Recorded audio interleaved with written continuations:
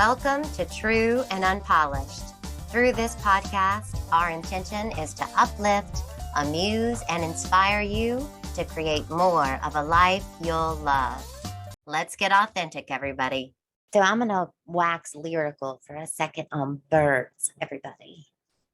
So researchers believe that birds have a sort of biological radio, and they're able to communicate all those intricate patterns and actions instantly. You know, we see them flying in the sky and instantly they all move as one to the left and instantly they all move as one to the right.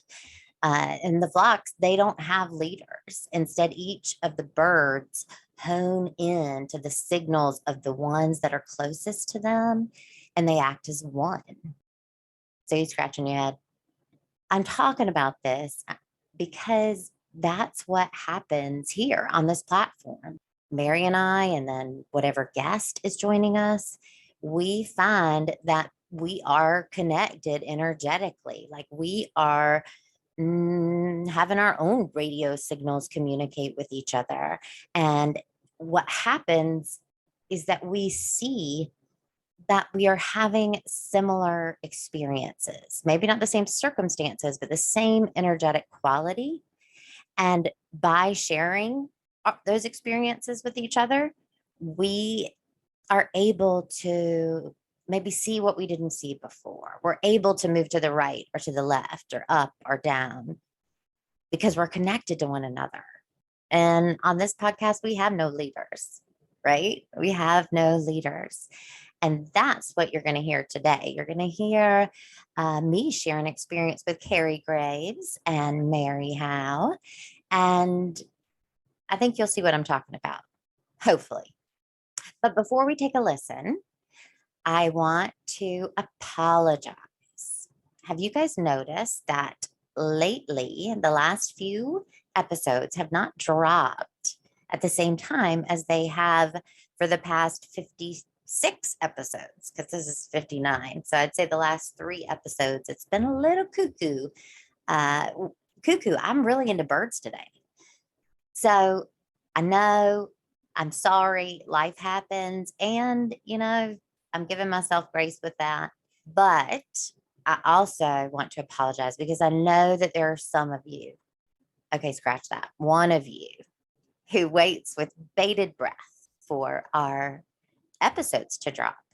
And so, number one fan of the Southeast region, please forgive me. All right, everybody, here it comes. I was just reminiscing with Mary about the time that we had this amazing podcast that we recorded.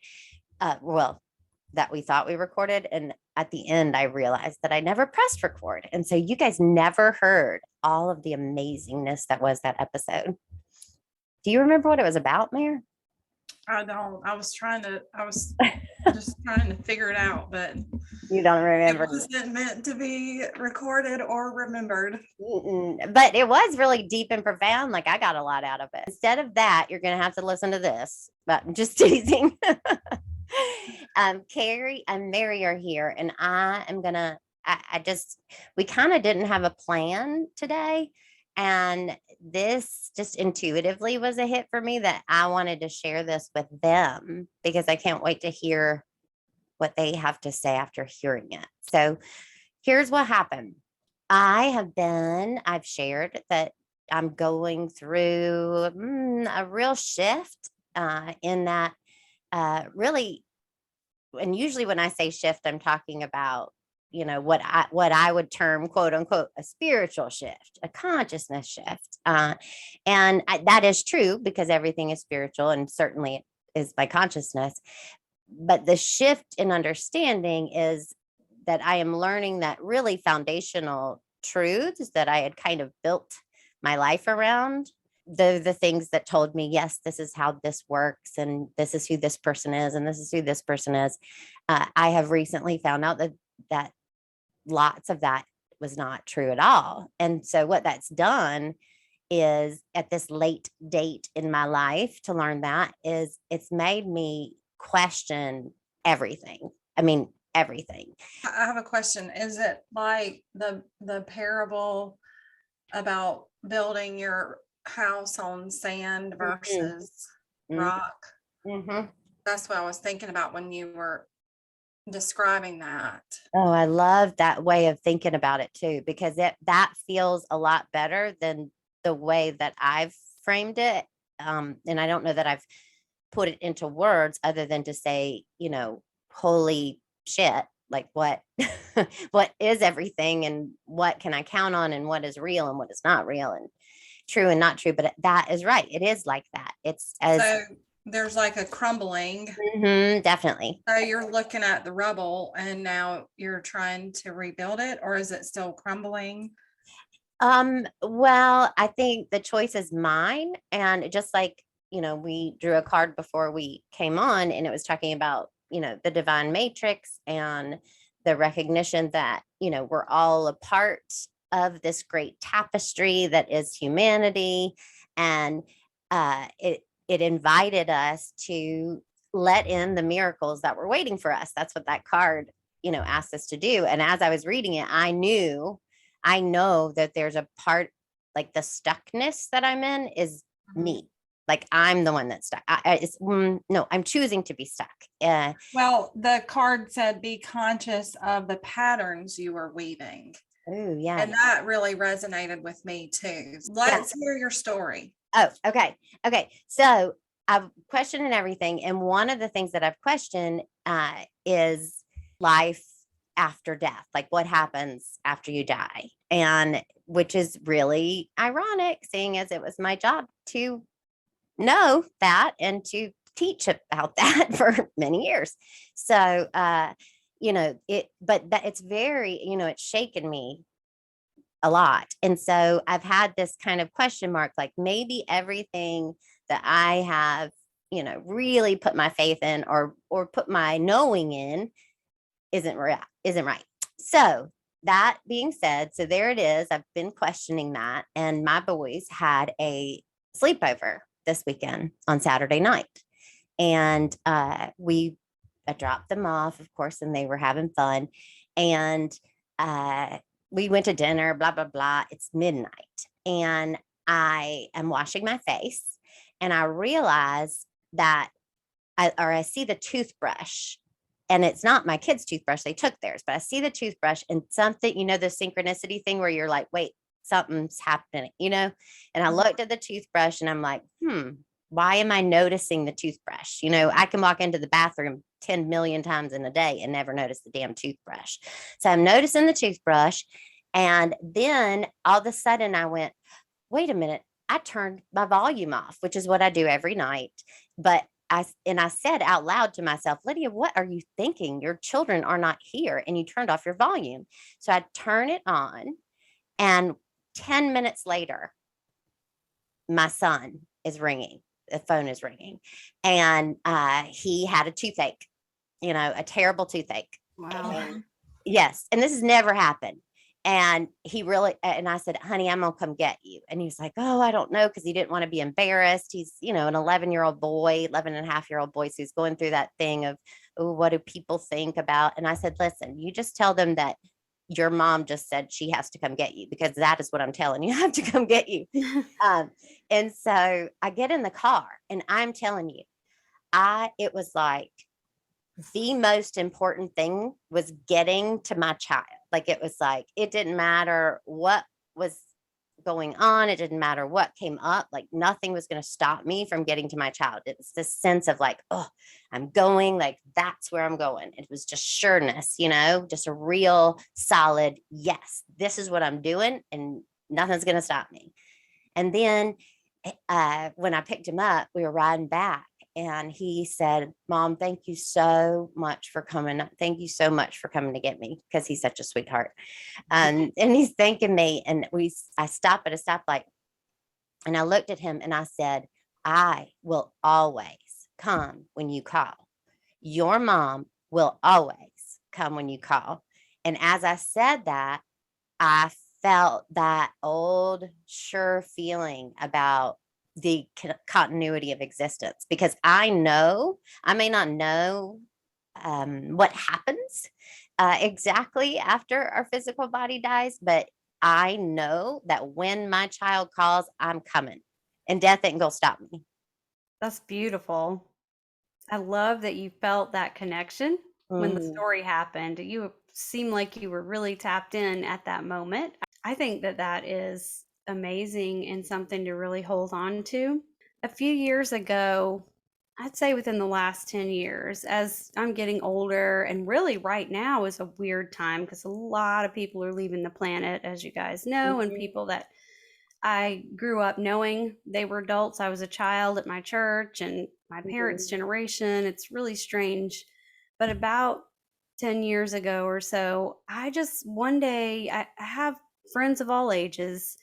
And so I had this vision of everybody being together around a table, some standing, some sitting, really celebratory, like sometimes you see in medieval scenes on TV shows. Mhm. And I'm going to use some really old fashioned language, just everybody feasting in the kingdom. And I thought, well, that's what that means. I never, it was that moment of personal connection to that kind of Mm. idea that I had picked up on in the church, but I never really attached to it because I'm kid and then a young adult and a human who has no idea and is scared. And I can't tell you how that comforts me now. I just really believe it, especially with so many folks leaving and some big losses in the last year. Just I'm just greatly comforted.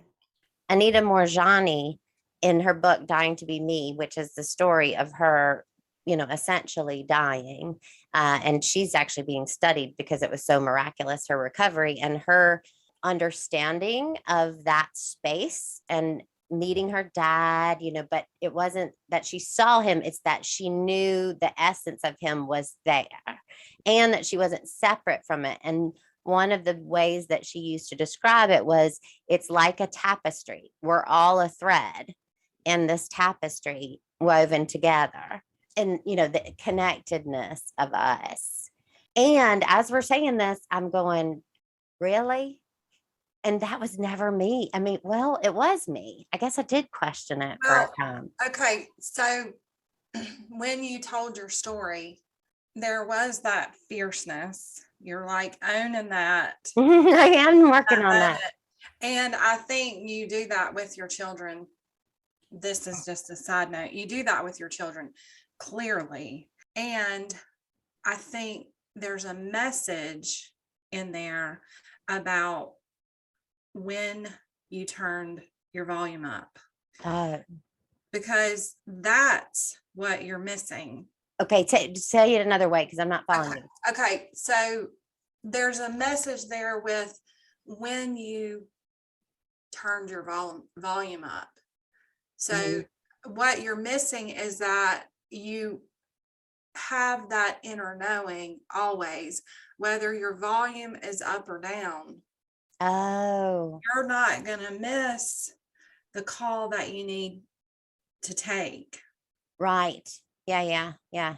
That's one of the things that I've realized too. And it was, reflected back to me because I'm trying to, know and understand. And I was saying, I just need to know. I just need to know. And what was reflected back to me is, but don't you know?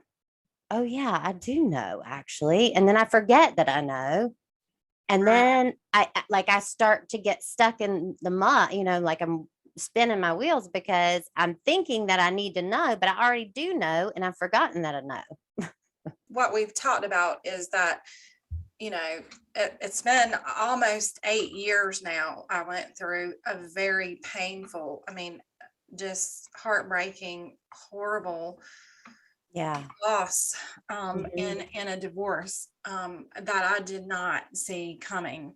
And Yeah. so, Lydia, you did that for me. Mhm. You reminded me, and I would go, Lydia would say, okay, you've gone down the rabbit hole. Mhm. It's time to get out.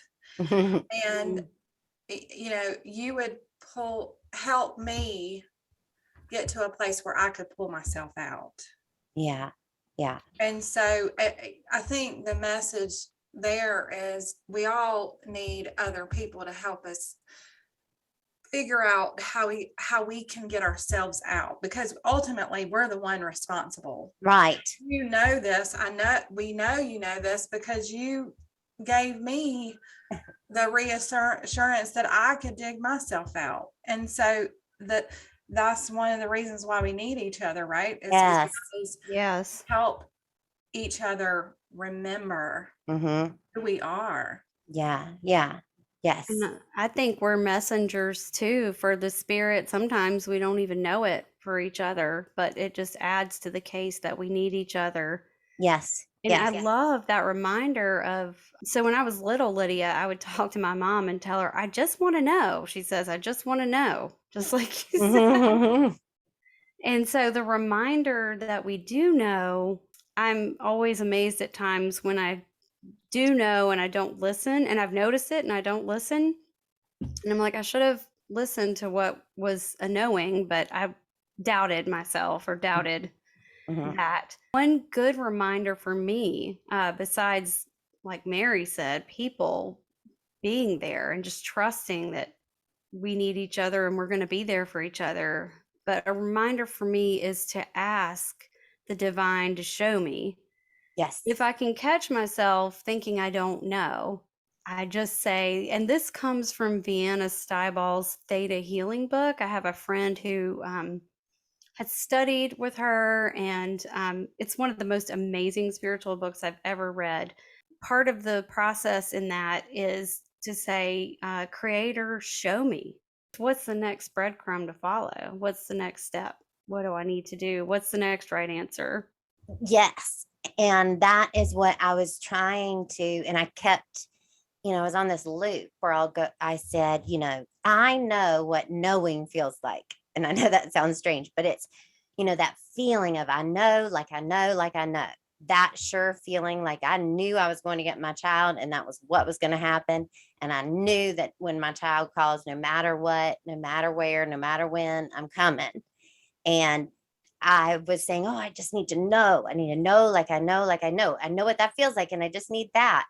And then I, realized that I do know, and she said, oh, well, so those moments where you remember that, then you have to say, okay, I know, now what? What's next? So it feels like we might be going around in circles, or we've fallen down a hole and we can't get out. It's dark down there.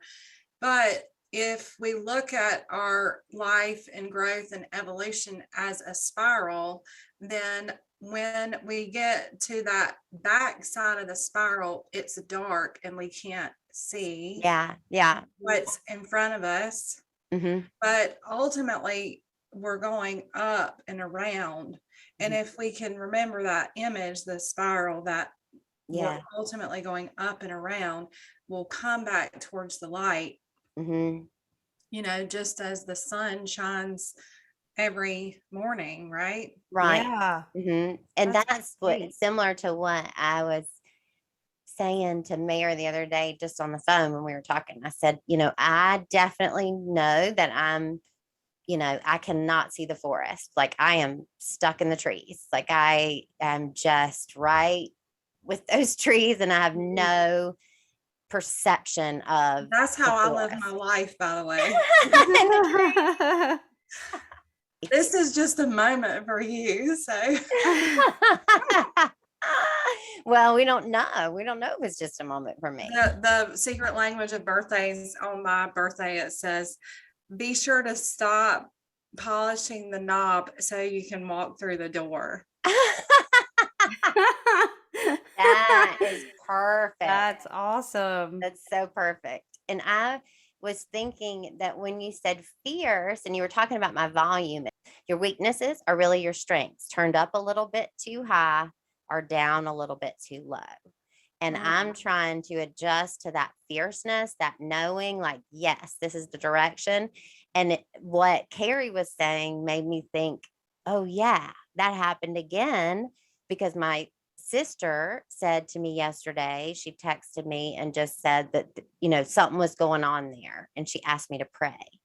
And I stopped and I took my breath and I accepted healing, for both of us. And I know in those moments when I do that, I know so well that I am one with the person I'm doing it with. I just kind of rest in that. Like, I just know that that's true. And that's that fierceness. And I thought to myself afterwards, why am I not doing that all the time? Because I'm embracing the power in that moment. And then I'm like, okay, I've done it. Now I'll go do whatever. I think that you're on your way back Oh, to good. that. And also, I just want to kind of bring the rest of y'all in. Before we started recording this, our volume on our microphones was way off. And I said, Carrie, you're much quieter than Lydia. And Lydia said, well, I think it's fine. I don't see it as a problem. And I said, well, I can't really hear Lydia, and I've got it. I mean, I can't really hear Carrie, and I've got it turned all the way up. Lydia just mentioned this volume thing. Yeah. And we literally had this discussion moments before we started recording this episode. I know. See, those are the That's amazing. I was so wrapped up in things I wasn't noticing. I wasn't thinking about that. And that's interesting for me because my volume is usually too low, just in general. I even have a childlike voice and I speak more quietly unless I'm out having fun and yelling and screaming, which is kind of different. But or I don't speak my truth, which is what I'm learning to do these days. Yes. And that's the biggest thing with what we've talked about with boundaries and codependency, is learning to just be who you are and speak up. And that is just amazing. Well, I'm the one that is always pointing out the obvious. So here we are doing what we do best. That's right. Each one of us. Whether our volume's turned up too high or too low, we do have the ability to adjust it. Yes.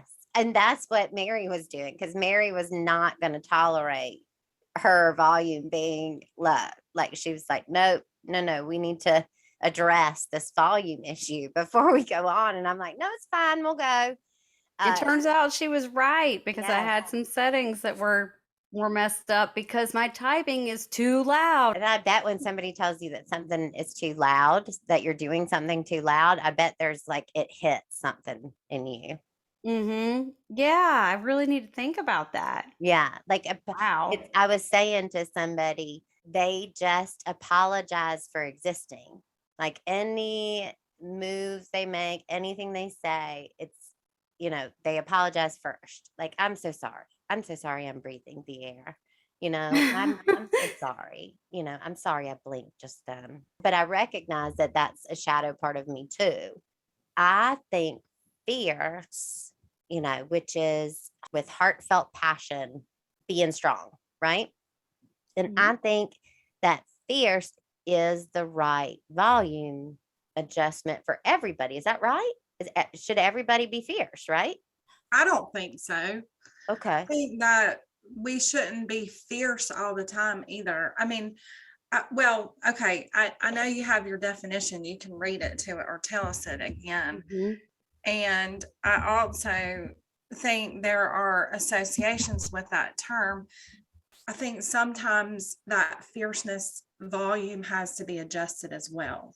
And so if it were my word, I might recognize a need to be fierce in every moment of my life. And I also might forget certain moments because I channel that fierceness and somehow I accidentally tap into the aggressive part of the fierceness because I'm not tapped into the loving part of the fierceness. Right. So even in those in some moments that volume needs to be adjusted as well. The reason why it's my word is because I have had it down for so long, and now I need it up. Like, I don't know why, but I Well, know maybe it's like, okay, maybe it's not a volume thing, but it's like adjusting. And I don't know anything about this stuff. Carrie's much more musically inclined, but like, the treble, the bass, the harmonizer, whatever it is on the It's like tuning. tuning, getting the pitch right if it's too flat or too sharp.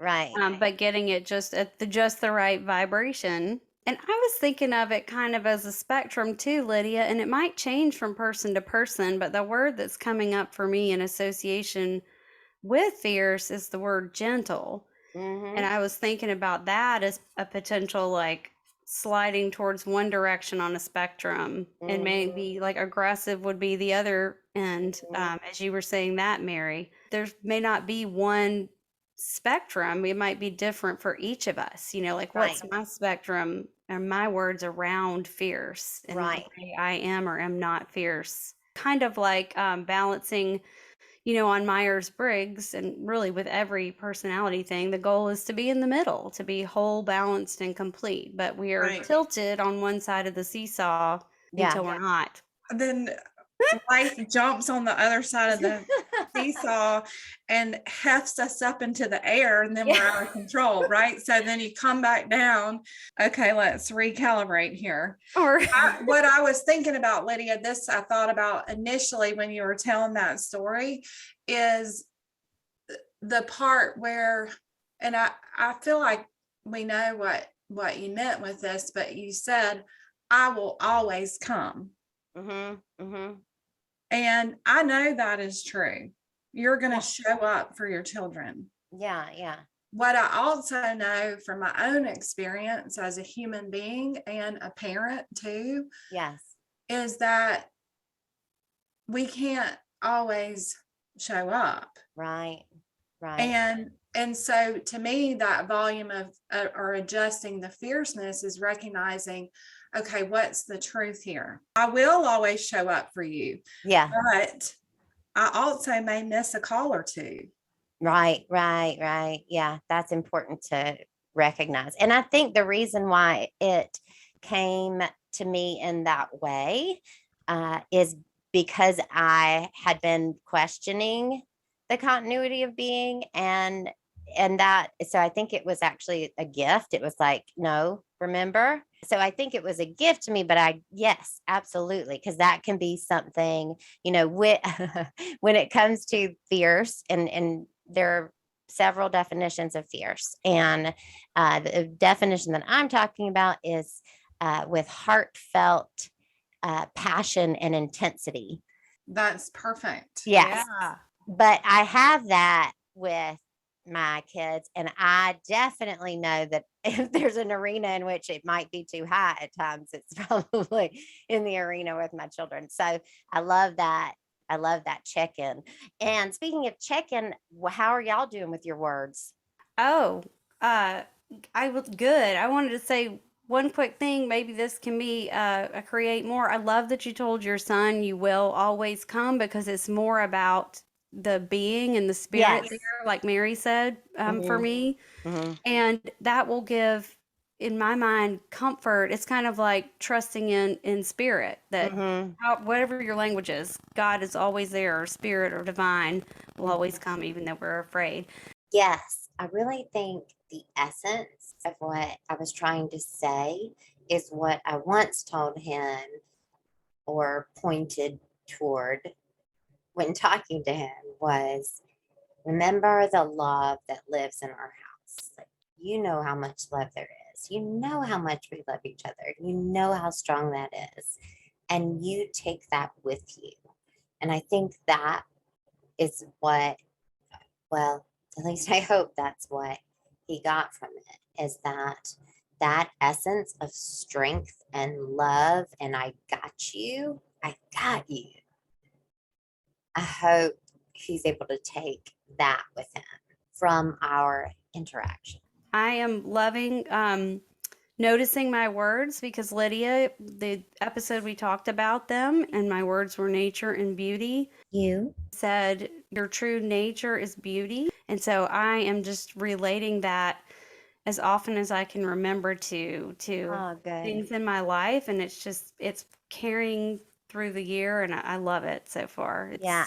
And the It's first thing I said to you was what? What when we got on Zoom today? What's the first thing I said? You don't. She just mouthed to me. She doesn't remember. Tell the people, Carrie. Tell the people that you don't remember. I don't remember. Right in this moment, I will as soon as you say it. Yes, I said your hair looks particularly Oh, lovely today. thank you. That's right. Mayor, can you do a quick check-in with how you're doing on your word? Well, I'm painting a lot, and I'm really kind of exploring my creativity because it's been several years since I've painted. Mm-hmm. And because my word is magic. And what I said before is that because last year my word was open, that I'm going to remain open Mm-hmm. for the magic to come. And so I'm really actually practicing the open part of that right Mm-hmm. now, and just Mm-hmm. allowing it Mm-hmm. to kind of flow Nice. through me. And Yeah. doing that with my painting and my art. Yeah. See, and I think, I know we need to wrap up, but I would say that I think the closer we get to the truth, the words are the same word. So open and magic are actually the same thing. And just like fierce is the same thing as open and magic. I mean, I think that when we Right. get real close to the truth, it collapses in on itself and it's the Yes. one thing. Wow. Nature and beauty are the same. Like Yeah. those collapsible water cups. Oh, yeah. Those from, when we were kids, they had the collapsible cups. Yes, I remember. And those go next to the toothbrush. See, everybody, that's storytelling. We just did a real circle. We just Yep. brought you back to the toothbrush in the beginning of the story. Our job here is done, apparently, because Mary's making O's in the air at me. So, Hair, I think the next time, I think we should dive into the secret language of birthdays, relationships with one another. What do you Yeah, think? that'll be That fun. sounds really great. Yeah, Yeah. it'll be really fun. And I wanted to do it today, but I didn't prep enough. So, Kara, the first thing I need you to do is text me your birthday. Okay. Okay. And I'll do some foundational stuff. And yay, that's gonna be so fun. Awesome. First episode of the month. That is Miss Carrie. Thank you again for being Thank here. you. And thank you all for listening. You have been listening to True and Unpolished. Let's see what happens next.